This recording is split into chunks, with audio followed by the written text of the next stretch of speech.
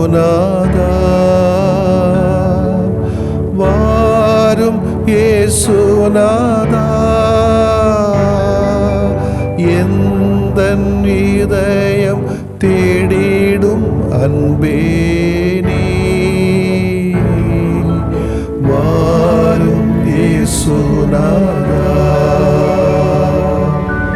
வாரும் இறைவனே வாரும் இறைவனே எந்தன் இதயம் தேடிடும் அன்பே நீ வாரும் இறைவனே வாரும் இறையாவியே வாரும் இறையாவியே எந்தன் இதயம் தேடிடும் அன்பே நீ வாரும் இறையாவியே. நம் இதயத்தில் அன்பு இருக்கிறதா? அன்பு இருந்தால்தான் நாம் வாழ்கிறோம்.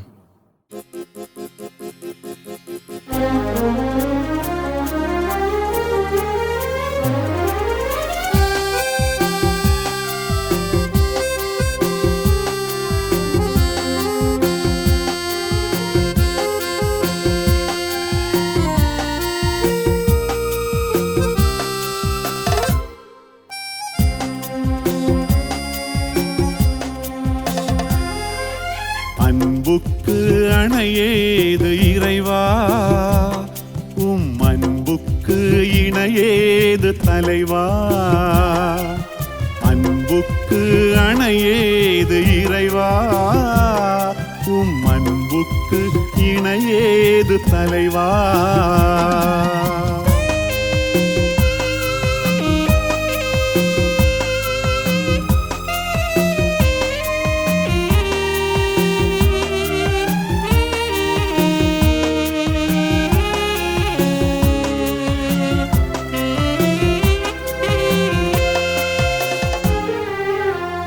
போல என்றும் தொடரான அன்பு, அசையாத மலை போல வலுவான அன்பு.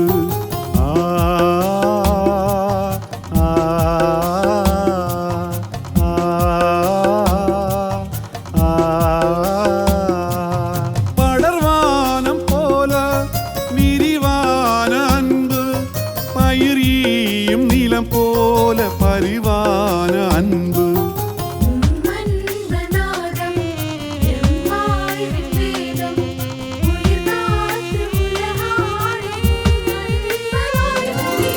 அன்பு அன்பு அன்பு அன்பு அன்பு அன்பு அன்பு அன்பு. அன்புக்கு அணையேது இறைவா, உம் அன்புக்கு இணையேது தலைவா.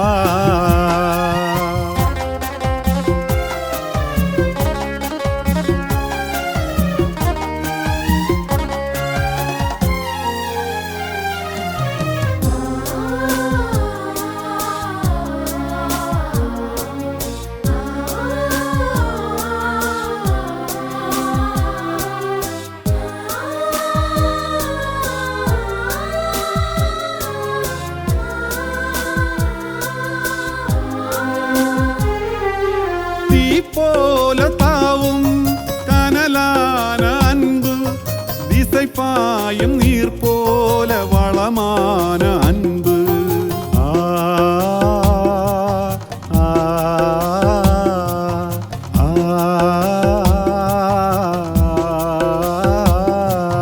மென்தண்டல் போல மெலிதான அன்பு, என்றென்றும் வாழும் நிலையான அன்பு.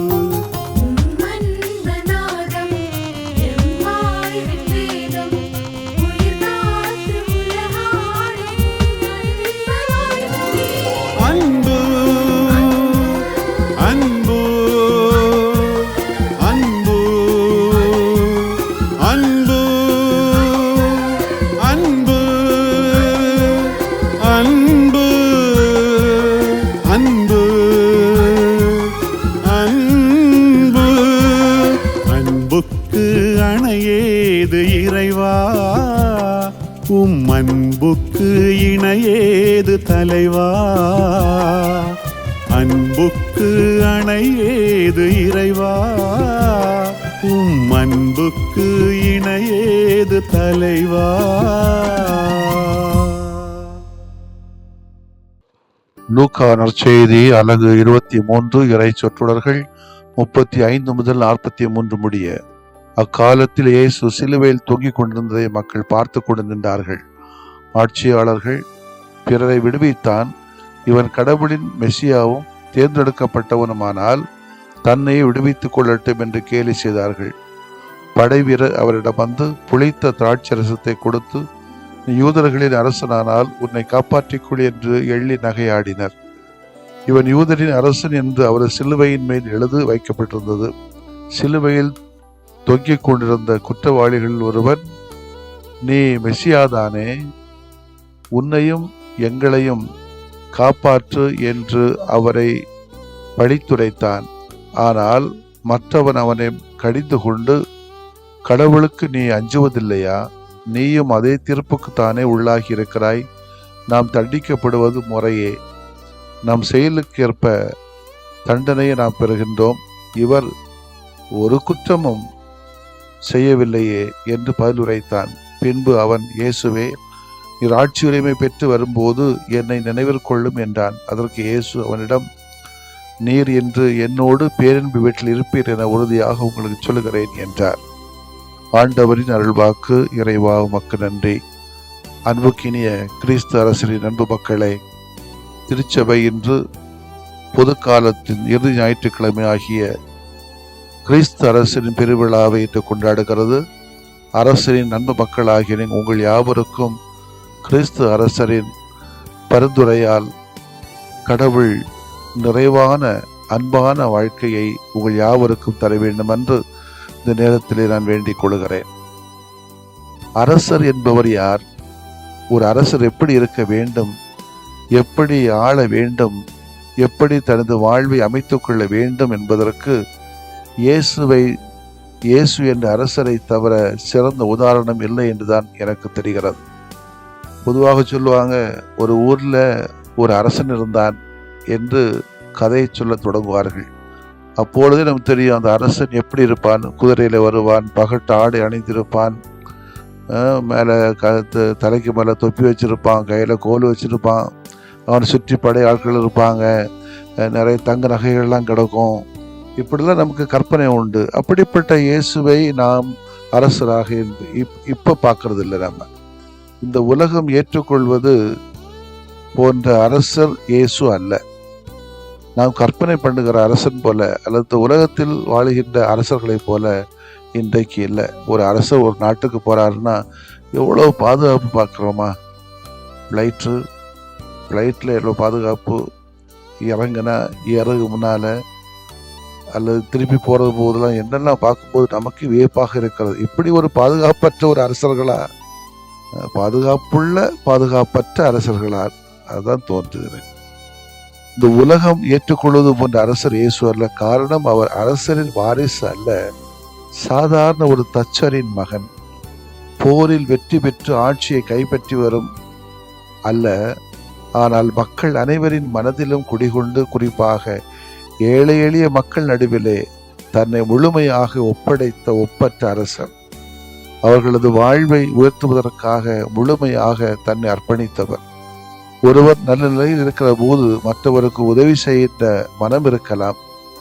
அப்படி இருப்பவர்கள் கூட இன்றைக்கு அரிதாகிவிட்டார்கள். ஆனால் துன்பத்தில் இருக்கிற போது, தனது உயிரே ஊசலாடி கொண்டிருக்கிற போது, தனது நிலையே மற்றவர்களால் பரிதாபப்படுகிறது போல இருக்கிற போது ஒருவர் மற்றவருக்கு உதவி செய்கிறார் என்றால் அதுதான் ஒரு அரசரின் உணர்வாக இருக்க வேண்டும். அதுதான் நம்மை ஆளுகின்றவர்களின் வாழ்க்கையாக இருக்க வேண்டும். மற்றவர்களை பலி கொடுத்து தான் ஆள வேண்டும் என்று நினைக்கின்றவர்கள் இன்றைக்கு இருக்கக்கூடிய அரசியல்வாதிகளின் மற்றும் ஆளுகின்றவர்கள் தான் இறக்கக்கூடிய நேரத்திலும் ஒரு மனிதனுக்கு மீட்பை பெற்றுத்தரக்கூடிய மிகப்பெரிய மனமுள்ளவராக இறந்தவர் நம் ஆண்டவர் இயேசு கிறிஸ்து. இறந்தவர் என்று சொல்வதை விட சாகடிக்கப்பட்டவர், கொலை செய்யப்பட்டவர் என்பதுதான் பொருந்தும். இயேசு இந்த உலகத்தின் அரசர் மட்டுமல்ல, எல்லா உலகத்தாருக்கும் அரசர்.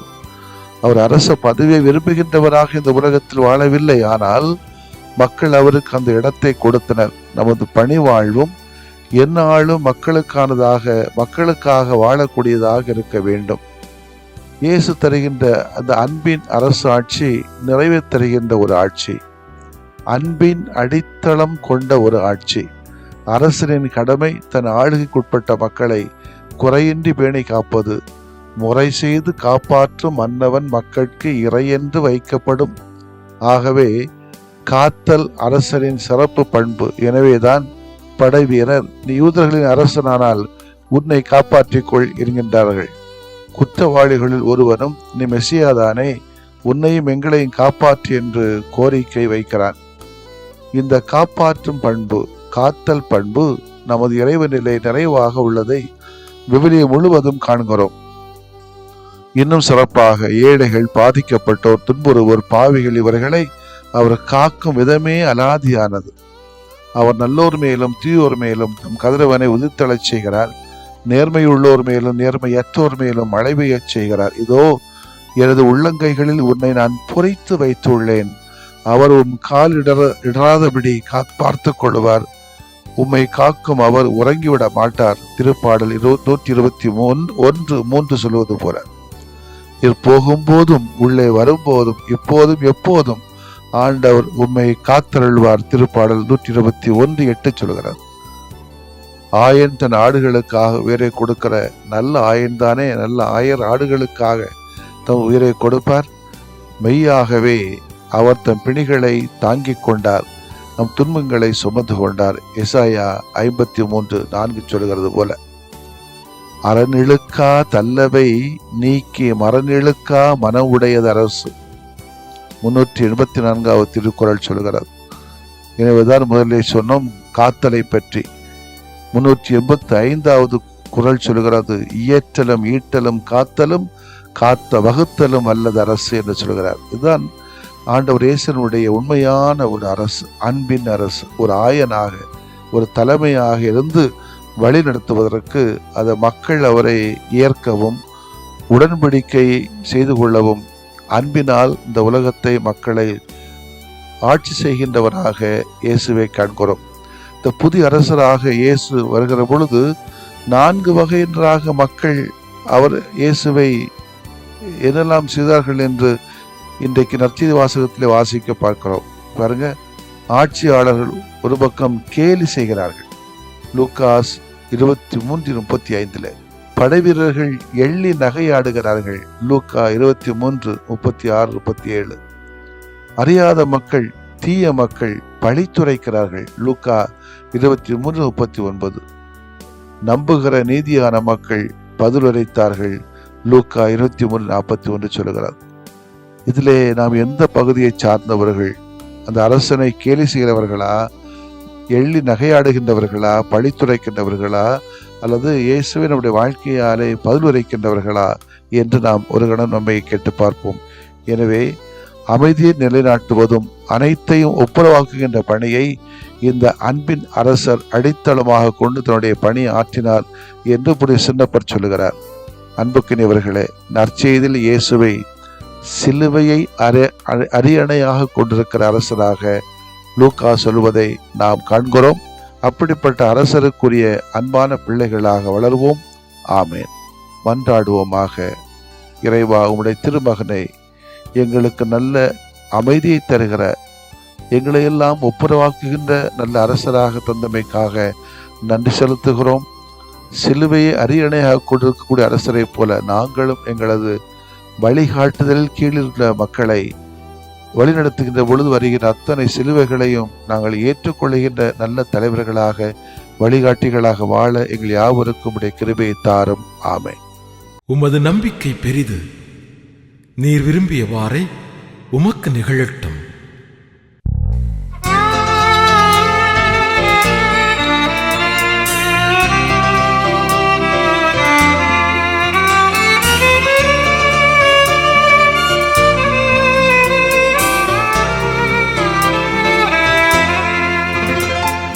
தோள் மீது என்னை ஏற்றி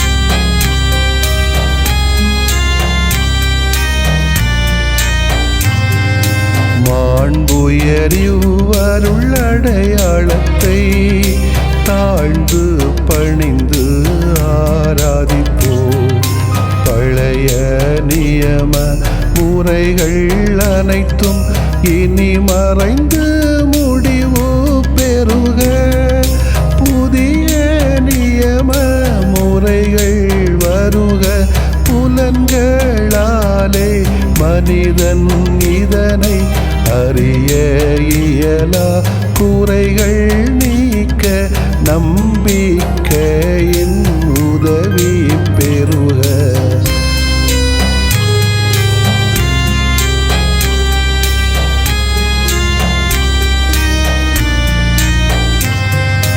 தந்தை அவர்க்கும் மகன் அவர்க்கும் புகழ்ச்சியோடு வெற்றியாக்கும். மீட்பின் பெருமை மாட்சிமையோடு வலிமை வாழ்த்து யாவுமாக. இருவரிடமாய் வருகின்றவராம் தூய ஆவியானவர்க்கும் அளவில்லாத சமப்புகழ்ச்சி என்றுமே உண்டாகுக. ஆமென். வானின்று அவர்களுக்கு அப்பமளித்தீரே, இனிமையெல்லாம் தன்னகத்தில் கொண்ட அப்பம் இதுவே. மன்றாடுவோமாக. இறைவா, இந்த வியப்புக்குரிய அருளடையாளத்திலே உம்முடைய பாடுகளின் நினைவை எங்களுக்கு விட்டு சென்றீ. உமது திருவுடல் திரு ரத்தமாகியவற்றின் தூய மறைபொருளை வணங்கும் நாங்கள் உமது மீட்பின் பயனை இடைவிடாமல் துய்த்து உணர்ந்து மகிழ அருள்வீராக. தந்தையாகிய இறைவனோடு தூய ஆவியாரை ஒன்றிப்பில் இறைவனாய் என்றென்றும் வாழ்ந்து ஆட்சி செய்கின்ற உம்மை மன்றாடுகின்றோ. ஆமென்.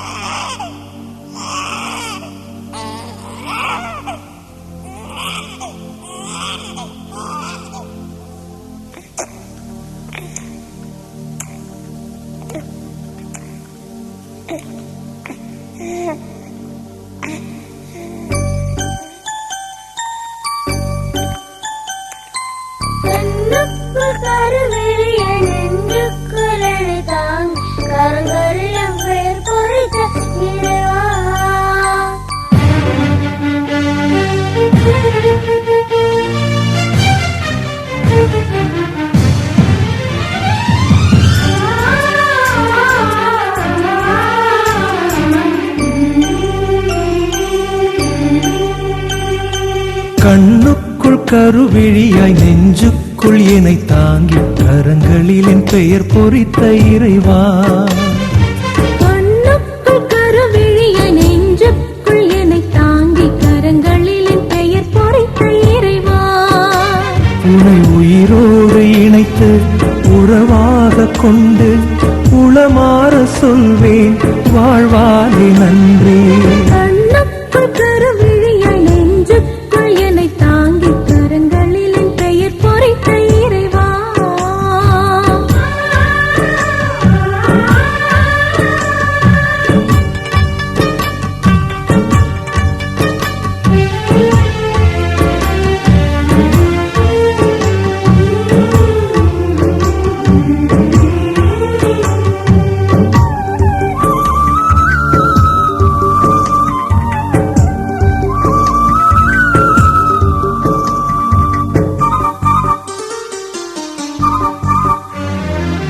மண்ணுக்குள் நீ தந்த கொடை என்னும் வாழ்வில் எண்ணற்ற நன்மைகள் நிதம் பொழிகின்றாய். விண்ணுக்குள் நான் வந்து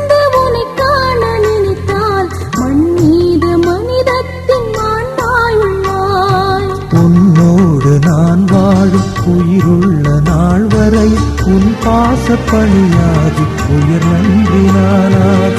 உன்னோடு நான் வாழும் உயிருள்ள நாள் வரையில் உன் பாச பணியாகி உயர் நன்றி நானாக. இறைவா நன்றி, இனிதாய் நன்றி, நிறைவாய் நன்றி, நானே நன்றி. இறைவா நன்றி, இனிதாய் நன்றி, நிறைவாய் நன்றி, நானே நன்றி. கண்ணுக்குள் கருவிழியாய் நெஞ்சுக்குள் என்னை தாங்கி கரங்களில் என் பெயர் பொறித்த இறைவா.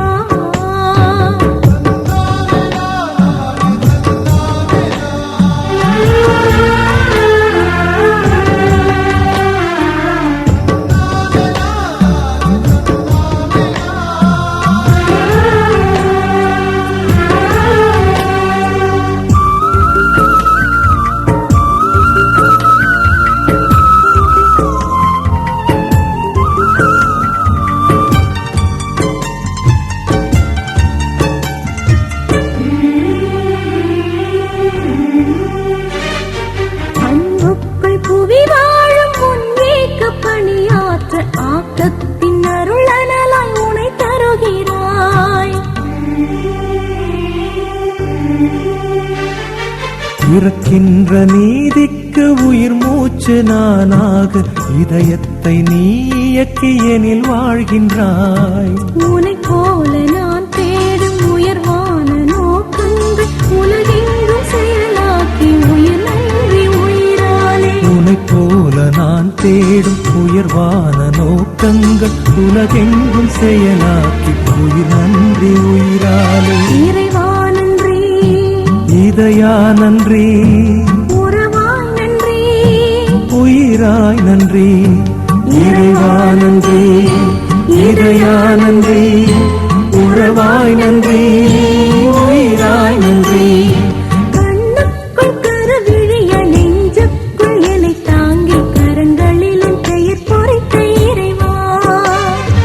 கண்ணுக்குள் கருவிழியாய் நெஞ்சுக்குள் என்னை தாங்கி கரங்களில் என் பெயர் பொறித்த இறைவா.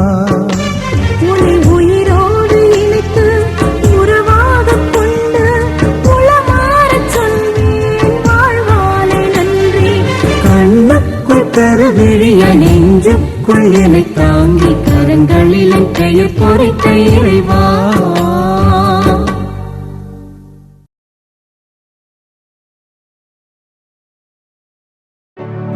நிலையான புகழுக்குரிய தூய இறை நன்மைக்கு எல்லா காலமும் தொழுகையும் புகழும் போற்றியும் ஆட்சிமையும் உண்டாக கடவது. போற்றியும் ஆட்சிமையும் உண்டாக கடவது. தந்தை, மகன், தூய ஆவியாரின் பெயராலே ஆமென்.